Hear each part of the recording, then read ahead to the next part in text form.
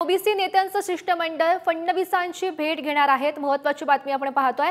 भुजबळांच्या भेटीनंतर प्रकाश शेंडगे आता फडणवीसांच्या भेटीला पोहोचल्याचं समजतंय।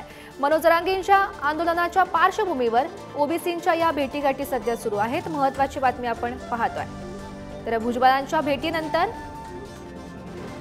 ओबीसी नेत्यांचं शिष्टमंडळ फडणवीसांची भेट घेणार अशी माहिती मिळते। भुजबळांच्या भेटीनंतर प्रकाश शेंडगे फडणवीसांच्या भेटीला पोहोचलेले आहेत आणि मनोज जरांगेंच्या आंदोलनाच्या पार्श्वभूमीवर ओबीसींच्या या भेटीगाठी सुरू असल्याचं पाहायला मिळत आहे। तर या संदर्भात माहिती देत आहेत आमचे प्रतिनिधी पंकज सध्या आपल्या सोबत आहेत। पंकज, महत्त्वाची बातमी आपण पाहतोय, ओबीसी नेत्यांचं शिष्टमंडळ आता फडणवीसांच्या भेटीला पोहोचल्याचं समजतंय। काही वेळातच प्रकाश शेंडगे, टीपी मुंडे असे इतर नेते आहेत एक देवेंद्र फडणवीस उपमुख्यमंत्री यांची भेट जी आहे ती सह्याद्रीला घेणार आहेत। नुकतीच ओबीसी नेत्यांची छगन भुजबळ यांच्याशी बैठक झाली।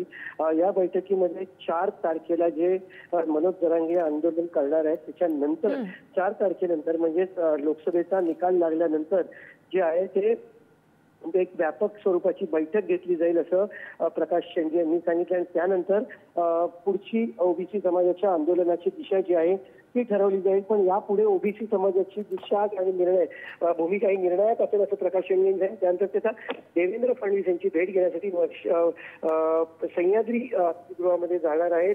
तिथे एकनाथ शिंदे आणि अजित पवार सुद्धा असण्याची शक्यता आहे। त्यामुळे देवेंद्र फडणवीस यांच्यानंतर जर का भेट झाली तर अजित पवार आणि एकनाथ शिंदे यांनाही भेटू शकतो असं त्यांनी सांगितलं। मात्र देवेंद्र फडणवीस यांची ते भेट घेणार आहेत। नक्की ओबीसी समाजाची दिशा भूमिका काय ते सांगणार आहे। बरोबर, नक्कीच पंकज, या भेटीत नेमकं काय घडतं, काय चर्चा केली जाते हे पाहणं महत्त्वाचं ठरणार आहे। धन्यवाद दिलेल्या या सविस्तर माहितीसाठी।